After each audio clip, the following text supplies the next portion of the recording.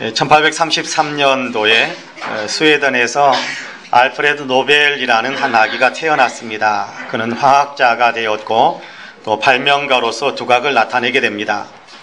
33살에 최초로 다이너마이트를 발명하여 온 세상을 떠들썩하게 만들었습니다.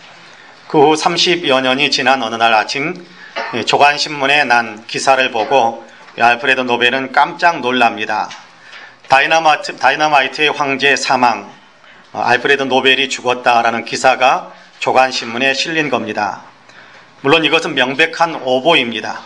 사실 알프레드 노벨의 형이 물론 노벨이라는 성을 같이 사용하니까 형이 죽은 것인데, 노벨이 죽었다라는 말만 듣고서는 프랑스인인 한 기자가 알프레드 노벨이 죽은 것으로 착각을 하고서 기사를 낸 것입니다.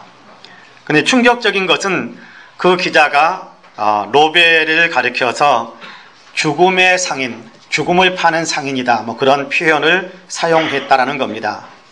다이너마이트의 엄청난 폭발력을 이용한 전쟁 무기들로 인해서 수많은 사람들이 죽게 되었지만, 노벨은 그 발명을 한 대가로, 그 발명품의 대가로 인해 많은 부를 쌓게 되었다라는 사실을 지적하고 있는 그런 기사였습니다. 기자는 노벨에 대해서 그런 다이너마이트라는 가공할 위력을 지닌 살상 무기를 만들어 이리야 거부가 됐다.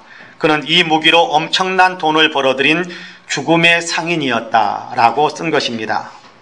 그 기사를 보면서 노벨은 사람들이 자기를 어떻게 보고 있는지를 알게 됩니다. 자기 앞에서 자기를 대하는 사람들의 태도가 아니라 자기 뒤에서 자기를 어떻게 생각하고 있는지, 자신을 어떻게 판단하고 있는지를 그 기사를 보면서 그는 깨닫게 됩니다. 그는 내가 만약 계속해서 이런 삶을 살아가다가 죽는다면 이 기사가 다 사실이 되지 않겠는가.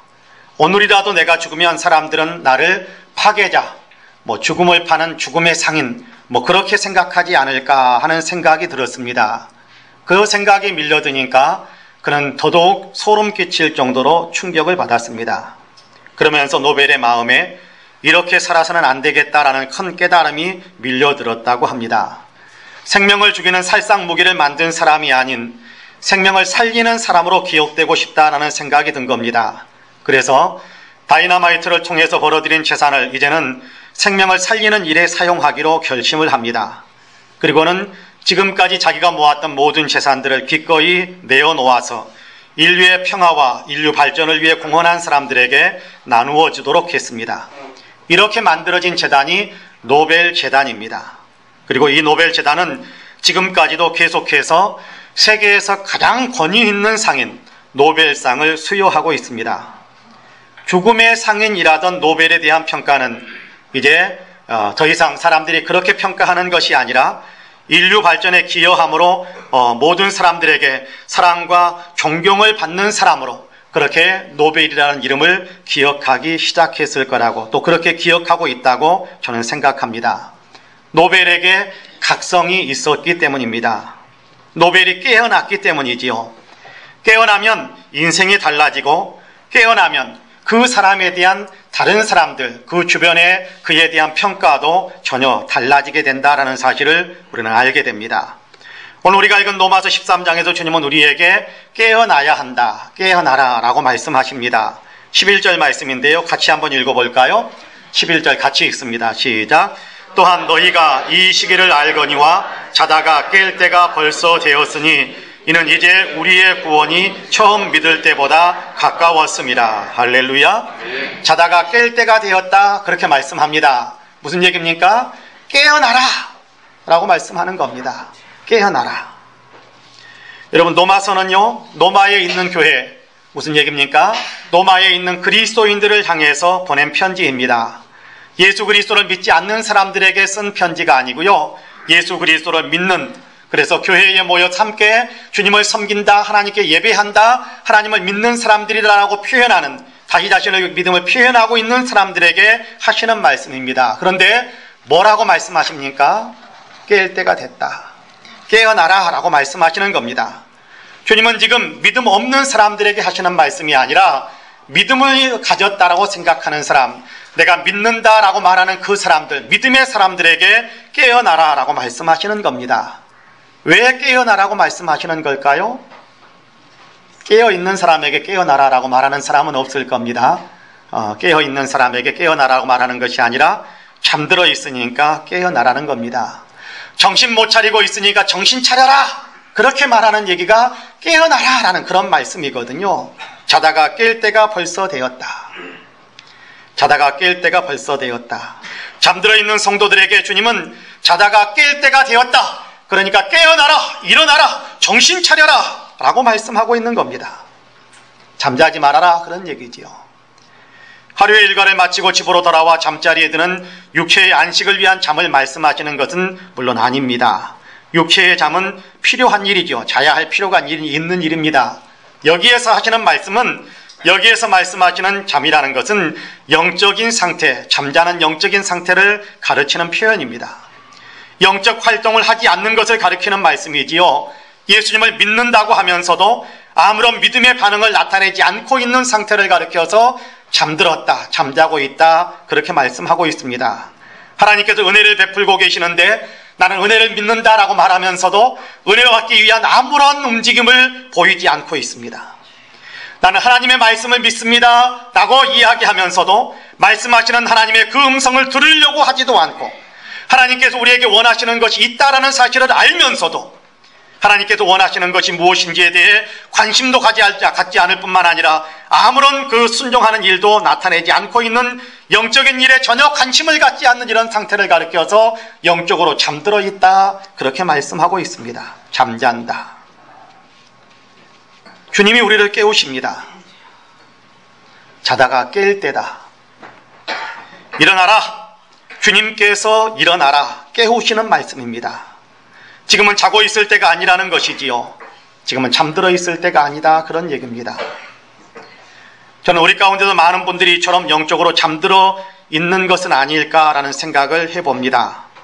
영적인데 무관심하고 열심을 내려고 하지도 않을 뿐만 아니라 귀찮게 여기고 도대체가 믿음을 성장시키기 위해서는 아무런 노력도 기울이지 않는 그런 분들을 많이 보기 때문에 그렇습니다.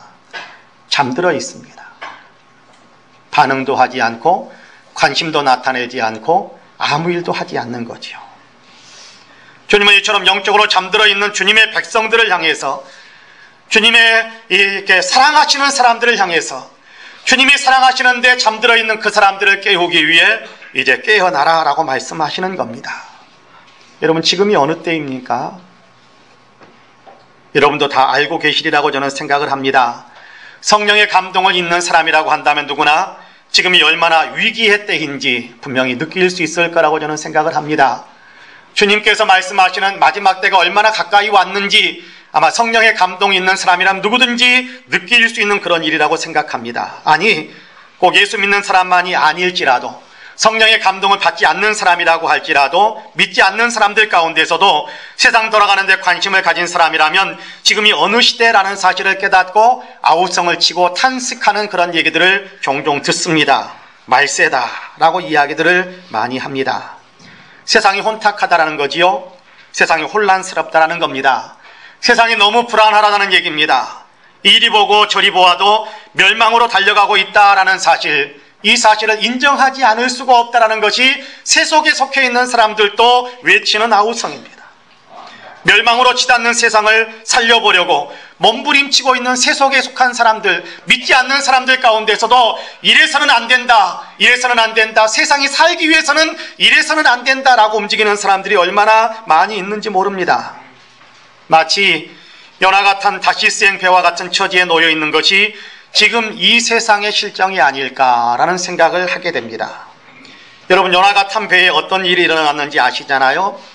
다시스로 항해하는 도중에 바다 한가운데서 큰 폭풍을 만나게 됩니다. 성경에서는 배가 거의 깨어지게 될 지경에 이르렀다 그렇게 표현하고 있습니다. 죽음의 위기를 맞이한 겁니다. 난리가 난 겁니다. 배에 타고 있었던 사람들은 누구나 어떻게든지 살아보려고 할 수 있는 모든 노력을 다 기울였습니다. 모든 사람들이 위기를 넘어서 보려고 그 위기를 좀 넘겨보려고 극복해 보려고 가진 애를 쓰고 있는데 유독 한 사람만은 배 밑층에 들어가서 잠을 자고 있는 사실을 선장이 발견하게 됩니다. 그래서 선장이 그를 깨우면서 그런 얘기를 하죠. 자는 자여 어찌함이냐? 왜 자고 있느냐? 일어나서 내 하나님께 구하라 라고 요나를 타박하는 그런 책망을 하게 됩니다. 지금 잠이 오느냐라는 거지요. 지금 잠이나 자고 있을 때냐라는 거지요. 잠자지 말고 네가 섬기는 하나님께 구해라. 너는 하나님을 섬기는 사람이라고 하면서 하나님의 섬기는 사람의 뭔가를 네가 좀 해라 라고 이야기하는 것이 선장이 요나를 책망하는 소리입니다. 지금 우리가 살고 있는 세상이 바로 이런 모습을 나타내고 있는 것이 아닐까 하는 생각을 하게 됩니다. 여러분, 세상 사람들이 왜 교회를 향해서 손가락질 할까요? 세상 사람들이 왜 예수 믿는 사람들을 향해서 비난하는 것일까요? 교회만은 그래서는 안 된다라는 기대치가 있기 때문에 그렇습니다. 예수 믿는 사람만은 그래서는 안 된다라는 전혀 다른 어떤 그런 세상 사람들, 똑같이 있는 사람들, 자기와 똑같은 사람들을 바라보는 시선이 아니라 예수 믿는 사람들, 교회라고 한다면 최소한 그래서는 안 된다라는 보다 더 높은 어떤 기대치를 갖고 있는 겁니다. 마지막 비빌 언덕이 너희다. 그런 기대를 가지고 나이놀드 니버라는 사람이 이 교회에 대해서 그런 얘기를 합니다. 교회는 예수 믿는 사람은 마지막 비빌 언덕이다. 세상이 다 멸망으로 흘러갈 때, 세상이 다 멸망으로 달려갈 때 그 멸망으로 달려가는 그 세상을 막아서서 버텨줄 수 있는 마지막 비빌 언덕이 교회고 예수 믿는 사람들이다 라고 이야기하거든요. 그렇기 때문에 교회는 그래서는 안 된다. 예수 믿는 사람들은 그래서는 안 된다 라는 어떤 기대치를 가지고 있는데 그 기대치를 채워주지 못하니까 비난하고 손가락질하고 있는 겁니다. 여러분, 세상 사람들도요, 세상에 속해 있는 모든 사람들이 탐욕에 이길거리고 이기심에 끌려서 살아가는데 어떤 혈안이 되어 있다는 사실을 알고 또 인정합니다. 근데 세상이 그렇게 살아가니까 교회도 그렇게 살아야 되고 예수 믿는 사람들도 똑같이 그렇게 살아도 되는 것이냐? 그렇지 않다라고 생각을 하고 있는, 그래서 비난하고 왜 교회가 탐욕에 이글거리느냐? 왜 예수 믿는 사람들이 이기적으로 사느냐? 외치고 있는 것이 세상 사람들이 하는 얘기입니다. 영적인 사람으로서 성도가 해야 할 일, 영적인 공동체로서 교회가 할 일을 전혀 하지 못하고 있다라고 지적하는 거지요. 영적인 잠에 빠져 있다라고 책망하는 얘기입니다. 그러므로 주님은 세상의 소리를 통해서 교회를 깨우시고 성경 말씀을 통해 성도들을 깨우고 있는 겁니다. 자다가 깰 때가 되었다. 이제 속히 깨어나라라고 이야기하는 겁니다. 깨어나셔야 합니다. 깨어나십시오. 혹시라도 우리 가운데 영적으로 잠들어 있는 분들이 계시는지 모르겠습니다. 그렇다면 이제 깨어나시기 바랍니다. 바라기는 저와 여러분 우리 모두는 영적으로 잠든 사람이 아니라 이제는 영적으로 깨어서 영적인 활동을 왕성하게 할 수 있는 그런 신앙의 아름다운 사람들이 다 되시기를 주님의 이름으로 간절히 축복합니다. 아멘. 그럼 본문 11절 말씀을 다시 한번 같이 읽어볼까요? 같이 다시 한번 읽어봅니다. 시작. 또한 너희가 이 시기를 알거니와 자다가 깰 때가 벌써 되었으니 이는 이제 우리의 구원이 처음 믿을 때보다 가까웠습니다. 할렐루야. 아멘. 왜 깨어나야 한다라고 말씀합니까? 이 시기가 그렇게 잠들어 있으면 안 되는 시기이기 때문에. 그러면서 왜 깨어 있어야 된다고 이야기합니까? 우리의 구원이 처음 믿을 때보다 가까웠기 때문이다. 그렇게 이야기합니다. 구원이 가까웠기 때문에. 여기 구원이다라는 말은 어떻게 보면 영화의 구원을 가리킨다. 그렇게 우리가 이해하는 것이 성경 문맥을 정확하게 이해하는 것이다라고 생각됩니다. 구원 그러면 여러분 우리가 흔히 구원받는다, 죄 용서함을 받는다, 거기에 천국 간다라는 것을 우리가 그렇게 생각을 합니다만은 맞습니다. 근데 이것을 조직신학적으로 또 교리적으로 정리를 한다면 구원이라는 말 속에는 중생, 성화, 영화라는 세 가지의 단계가 포함되어집니다. 중생이라는 얘기는 예수 믿는 순간 거듭나는 것을 이야기하거든요. 예수 믿고 거듭난, 영적으로 갓 태어나는 것을 중생이라고 그렇게 이야기합니다. 그리고 성화라고 이야기하는 것은 예수 믿는 사람이 이제 예수 믿는 사람다워짐으로 그렇게 변화되어져 가는 그런 삶을 살아가게 되는 것을 가리켜서 성화라고 이야기합니다. 그러니까요, 중생은 예수 믿는 순간 세상의 아이가 막 태어나는 것처럼 그렇게 순간적으로 이루어지는 것이 중생인데 성화라는 얘기는 성숙 또는 성장 그런 의미거든요. 그러니까 일생을 통해서 내가 이 세상에 사는 모든 시간 동안에 예수님을 닮아가는 과정을 가리켜서 성화의 구원 그렇게 이야기합니다. 이 세상에 사는 시간 내내 우리가 이 세상의 생명이 끝날 때까지 계속 해가야 될 일이 뭐냐 하면 성화의 구원의 은총에 참여하는 겁니다. 내가 예수님을 닮아가기 위해서 주의 은혜를 받고 예수님을 닮아가기 위해서 내가 노력하고 이 과정을 가리켜서 성화의 구원 그렇게 이야기합니다. 그리고 또 하나는 영화라고 이야기하는데 데살로니가전서에 보면 그런 얘기를 합니다. 우리가 예수 그리스도께서 오실 때 변화된다라고 이야기하는데 순식간에 호련히 예수님의 부활하셨던 그 모습처럼 우리도 변화되게 된다라고 이야기하는데 영화로워진다, 영광스러워진다. 이건 순식간에 이루어지는 일입니다. 순식간에 하나님께서 우리 가운데서 이루어질 그런 일이거든요. 오늘 우리가 읽은 본문에서 11절에서 말씀하는 구원이 다가왔다라고, 구원이 가까웠다라는 얘기는 우리가 영화로워질 때가 다가왔다. 우리가 영화로워지는 그 순간이 가까이 왔다. 그러므로 너희가 깨어 있어야 된다. 그 영화의 구원에 참여하는 사람이 되기 위해 깨어 있어야 된다라고 말씀하시는 것이 주님께서 우리를 깨우시는 중요한 목적이고 이유입니다. 하나님 앞에 서게 될 때가 가까워졌다라는 얘기지요. 우리가 영광스러운 존재로 변화되어 영광스러운 하나님 앞에 서게 될 때가 가까이 왔다라고 이야기하는 겁니다. 그러므로 정신을 차리고 깨어나야 된다 그렇게 말씀하세요. 예수님께서 다시 오셔서 우리를 영광의 나라 천국으로 이끌어 가실 때가 가까워졌습니다. 아니, 예수님께서 재림하시기 전이라고 할지라도 하나님께서 우리를 부르시면 하나님 나라 천국에 가서 하나님 앞에 서야 할 텐데 그날이 가까워졌다라고 말씀합니다. 구원이 처음 믿을 때보다 가까워졌습니다.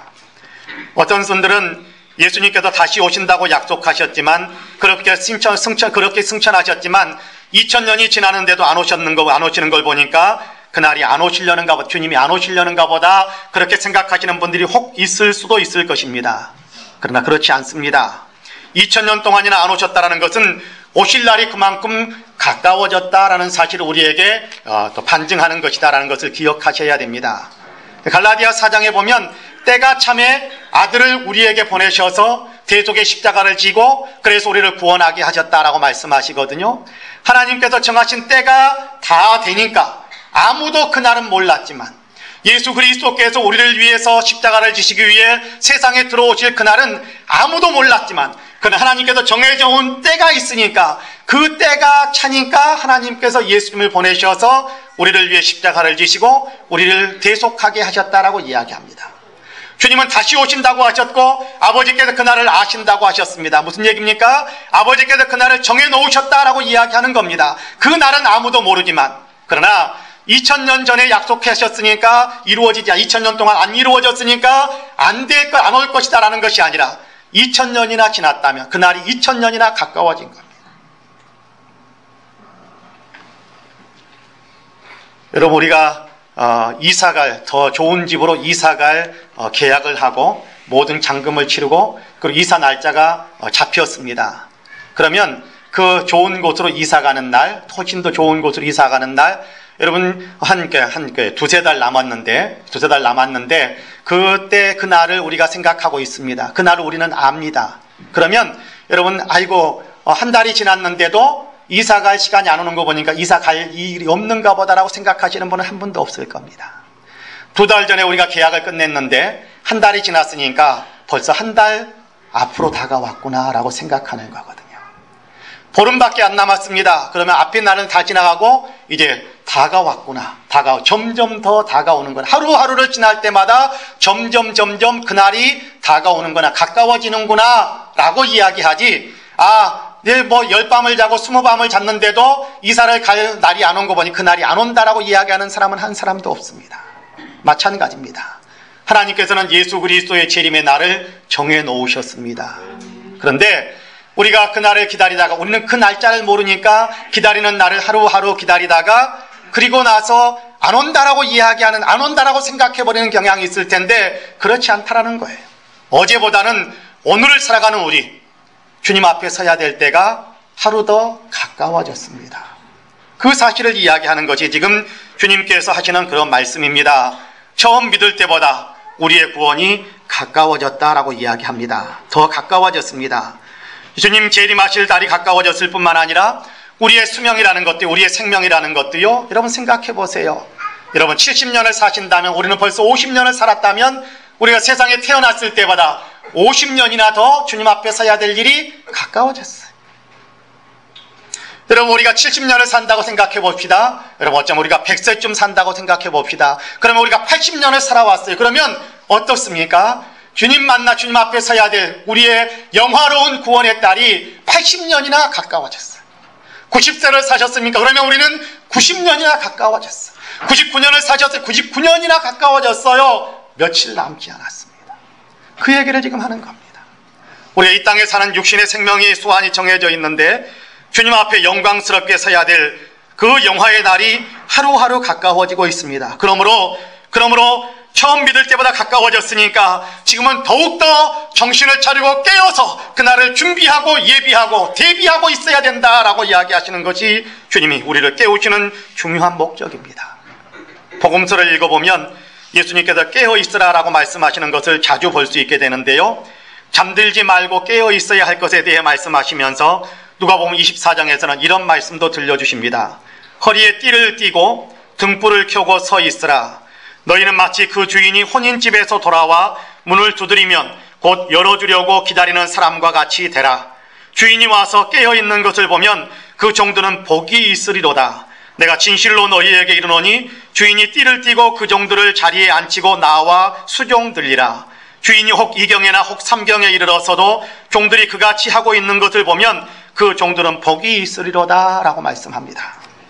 주인이 오시는데 늦게 오신다고 해서 안 오실 거라고 생각한다면 큰 오산이라는 거예요.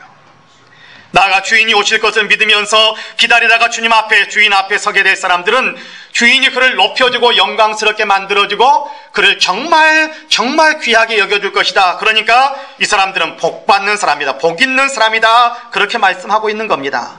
대신에 깨어있지 못한 사람들, 도리어 주인으로부터 야단과 책망을 받게 될 것임을 말씀하고 있습니다. 그렇습니다. 깨어 있어야 합니다. 깨어나야 합니다. 지금은 더욱더 깨어 있어야 되는 때입니다. 바라기는 저와 여러분 우리 모두는 진실로 영적으로 깨어있는 성도들이 다 되시기를 주님의 이름으로 간절히 축복합니다. 문제는 영적으로 깨어있는다라는 것이 도대체 뭘 의미하는가라는 겁니다. 영적으로 깨어있다, 이것이 무슨 이야기일까요? 우리 가운데서는 깨어있지 않고 잠들어 있기를 원하시는 분은 한 분도 안 계실 거라고 저는 생각합니다. 아멘이시죠? 아멘. 저는 우리 가운데 어느 누구도 나는 깨어있기 싫어, 난 잠자고 있을 거야 라고 생각하시는 분은 안 계실 겁니다. 우리 가운데 모든 분들은 다 나는 깨어있을 거야 라는 그런 소망을 품게 될 거라고 저는 분명히 믿습니다. 자, 그런데 깨어있는다라는 것은 어떻게 하고 있는 것을 이야기하는 걸까요? 깨어있다라는 것이 무엇을 의미하는 걸까요? 오늘 우리가 읽은 본문에서도 그 한 단면을 보여줍니다. 깨어있는다라는 것에 모든 것이다라고 말할 수는 없겠지만 매우 중요한 진리를 가르쳐줍니다. 깨어있는다라는 것은 어떻게 하고 있는다라는 얘기인가? 여러분 11절에서 14절까지 다시 한번 같이 읽어볼까요? 11절에서 14절까지 같이 읽습니다. 시작. 또한 너희가 이 시기를 알거니와 자다가 깰 때가 벌써 되었으니 이는 이제 우리의 구원이 믿을 때보다 가까웠음이라. 밤이 깊고 낮이 가까웠으니 그러므로 우리가 어둠의 일을 벗고 빛의 갑옷을 입자. 낮에와 같이 단정히 행하고 방탕하거나 술 취하지 말며 음란하거나 호색하지 말며 다투거나 시기하지 말고 오직 주 예수 그리스도로 옷 입고 정욕을 위하여 육신의 일을 도모하지 말라. 할렐루야. 또한 너희가 이 시기를 알거니와 자다가 깰 때가 벌써 되었으니 이는 이제 우리의 구원이 처음 믿을 때보다 가까웠음이라. 우리의 구원이 처음 믿을 때보다 가까웠기 때문에 깨어 있어라 라고 말씀하시는 그 내용을 함축적으로 이야기하고 있는 것이 12절의 앞부분입니다. 밤이 깊고 낮이 가까웠다. 이것이 우리의 구원이 가까워졌다라는 얘기를 나타내는 거거든요. 우리의 구원이 가까워졌다. 밤이 깊고 낮이 가까웠다. 같은 얘기입니다. 그러므로 어둠의 일을 벗고 빛의 갑옷을 입자라고 이야기합니다. 낮을 맞이할 사람처럼. 그렇죠? 여러분 한번 생각해 보세요. 밤이 되었습니다. 밤이 된다고 한다면 어떻습니까? 우리가 육체적인 어떤 것들을 생각하더라도 밤이 되면 어떻게 해요? 잠자리에 들어야 되죠. 그러기 위해서는 우리의 일상복, 외출복들을 다 벗어야 되지 않습니까? 이것저것 가꾸고 꾸미고 할 일도 없잖아요. 잠을 잡니다. 그런데 밤이 깊어지면 계속 밤입니까? 아닙니다. 밤이 깊어지면 낮이 오잖아요. 아침이 오잖아요. 그러면 아침이 되어질 것을 예비하는 사람이라고 한다면 아침 일찍이나 새벽녘처럼 일어나가지고 낮에 어떻게 생활할 것인지를 생각하면서 거기에 맞춰서 자기를 단장하는 거죠. 세수도 하고, 그렇잖아요. 머리도 좀 감고 화장도 좀 하고 옷도 외출복으로 좀 갈아입고, 그런 얘기들을 지금 하는 것이 구원에 대한 얘기를 하는 겁니다. 그것이 바로 주님 다가오실 날을 맞이할 준비를 하는 영적인 각성에 대한, 영적인 깨우침에, 깨어남에 대한 얘기를 하는 겁니다. 그러므로 어둠의 일을 벗고 빛의 갑옷을 입자라고 말씀합니다. 낮이라는 말과 빛이라는 말은 다 주님과 연관된 것이고 구원과 연관된 것이고 성령을 따라 살아가는 것을 의미하거든요. 영적 생명과 관계된 측면을 나타내는 표현입니다. 어둠이라는 말은 죄와 관련된 표현이지요. 악과 연결되는 일이며 사탄의 종노릇 하는 것과 연결된 표현입니다. 낮이 가까웠습니다. 빛이신 주님께서 다시 오실 때가 가까웠습니다. 그러므로 빛이신 주님 앞에 서기 위해 깨어 있어야 하는데요. 어둠의 일들, 죄악의 일들은 벗어버리고 빛의 갑옷, 다시 말해 주님이 기뻐하시는 의와 거룩한 삶을 살아가는 그런 삶의 삶을 우리가 살아야 된다라고 이야기하는 겁니다. 그래서 그렇게 이야기하지요. 낮에와 같이 단정히 행하고 방탕하거나 술 취하지 말며 음란하거나 호색하지 말며 다투거나 시기하지 말고 오직 주 예수 그리스도로 옷 입고 정욕을 위하여 육신의 일을 도모하지 말라라고 말씀합니다. 잠들어 있는 상태는 죄를 범하면서 하나님께서 미워하시는 일들을 행하며 살아가는 것을 말합니다. 깨어있는다라는 것은 빛 가운데, 다시 말해 의롭고 거룩하며 경건하게 살아가는 것을 이야기합니다. 예수 믿는 사람이기 때문에 예수님으로 옷 입고 살아가는 것이지요. 예수님으로 옷 입는다는 것이 뭐예요? 예수님을 생각하며 사는 겁니다. 예수님처럼 생각하고 예수님과 같은 마음을 품기 위해서 애쓰고 예수님처럼 행동하는 그런 삶을 살아가는 것을 가리켜서 예수님으로 옷 입는 것이다 라고 이야기합니다. 옷 입는다라는 표현은 아주 의미가 있습니다. 군복을 입으면요, 여러분 이렇게 좀 절도 있는 군인다움이 형성되기 시작합니다. 그렇지 않습니까? 남자분들은 좀 아실 겁니다만은요, 똑같은 비슷한 군복인데 예비 군복을 입으면요 사람이 이상해져 버립니다. 이렇게 흔히 하는 얘기가 있습니다. 예비 군복을 입으면 개가 돼 버린다, 뭐 그런 표현이 있거든요. 예비 군복을 입으면 사람들이 이상해져 버립니다. 여러분, 옷 입는다라는 얘기는 굉장히 중요한 의미로 그렇게 쓰인 거거든요. 여러분 한번 생각해보면 작업복을 입으면 작업합니다. 사람들이 작업복을 입으면 작업합니다. 그런데요, 웨딩드레스를 입으면 어떻게 됩니까? 웨딩드레스를 입으면요 신부다워지게 되지요. 웨딩드레스를 입고 군인처럼 행동하는 사람은 없습니다. 웨딩드레스를 입었으면 신부처럼 단아한 행동을 하게 되지요. 예수 그리스도를 옷 입는다는 것도 같은 의미를 이야기하는 겁니다. 예수 그리스도처럼 되는 것입니다. 영적인 사람이 되는 거지요. 내가 예수님을 믿는 사람이다라는 자의식을 가지라라는 얘기입니다. 예수 믿는 사람다운 자의식을 갖게 되면 예수 믿는 사람다워지기 위해서 수고하고 예수는 그런 삶의 열정을 발휘하게 되어 있습니다. 이것이 깨어나 있는 것입니다. 스스로 자신이 예수님을 믿는 사람이다라는 사실을 생각하며 살아가는 겁니다. 예수 그리스도의 십자가의 은혜와 사랑을 받은 사람이다라는 사실을 기억하며 살아가는 것이지요. 나의 주인은 예수님이다라는 사실을 마음에 새기고 살아가는 것입니다. 나는 예수님으로 인해서 영의 생명을 가진 사람이다라는 사실을 생각하며 살아가는 겁니다. 예수 믿는 사람이기 때문에 나는 의롭고 거룩하며 영적인 생활을 하는 사람이다라는 분명한 자기 정체성을 가지고 살아가는 거지요. 이것이 깨어있는 삶입니다. 영적인 일에 관심을 갖는 겁니다.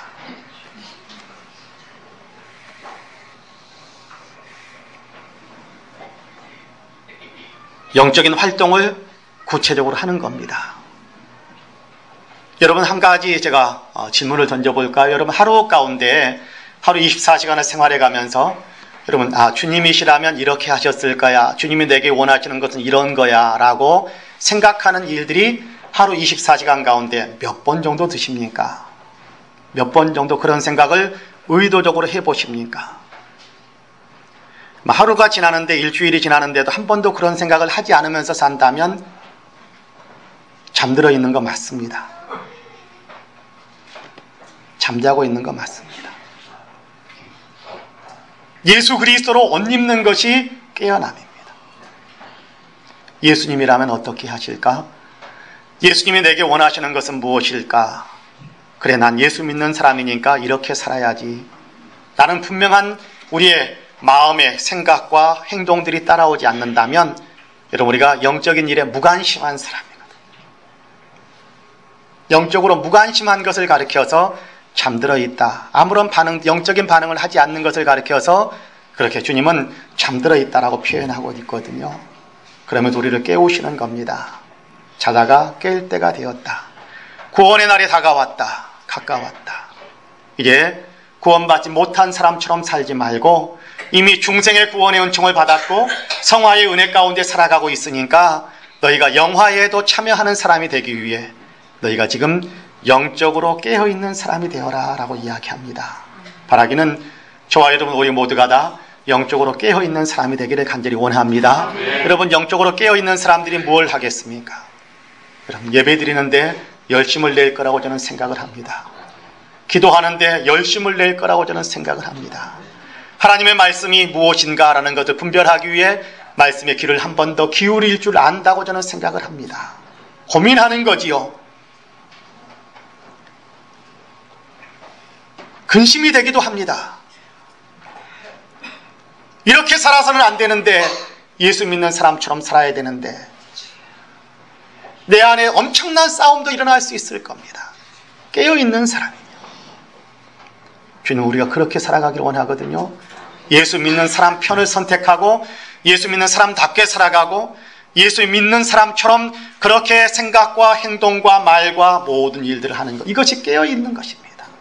바라기는 저와 여러분 깨어있는 사람이 되어 영화로운 구원에 참여하고 그리고 주님으로부터 칭찬과 상급을 받게 되는 복된 역사가 있기를, 그런 일에 참여하는 저와 여러분이 되시기를 주님의 이름으로 간절히 축복합니다. 아멘. 기도하겠습니다. 주님, 죽어 있었던 저희에게 생명의 은혜를 주셨습니다. 죄와 허물로 죽었던 저희를 그리스도 예수 십자가의 속죄의 은혜로 영적인 생명을 주셨는데, 이 생명을 우리가 활용하지 못하고 이 생명을 우리가 살아있게 하지 못함으로 인해 자꾸만 잠들고 느슨해지고 나태해지는 것이 사실입니다. 주님, 연말이 되기 전에, 연말을 향해 치닫는 이 시간, 성탄절이 다가오기 전에 성탄절을 향하여 치닫는 이 시간, 그리고 주님 아직 재림하지 않으셨는데 주님 맞이할 바로 그날을 향해서 달려가고 있는 이때에 우리에게 깨어나라라고 말씀하시니 참 감사합니다. 잠들어 있던 모든 부분에서 깨어날 수 있도록 도와주옵소서. 주님, 이제 깨어나서 영적인 일에 관심을 갖고 영적으로 성장시키는 데 관심을 갖고 주님 닮아가는 데 열정을 쏟을 수 있는 깨어있는 영혼으로, 살아있는 생명력이 왕성한 영혼으로 우리가 설 수 있도록 주님께서 도와주시옵소서. 감사하옵고 예수님의 이름으로 기도합니다. 아멘.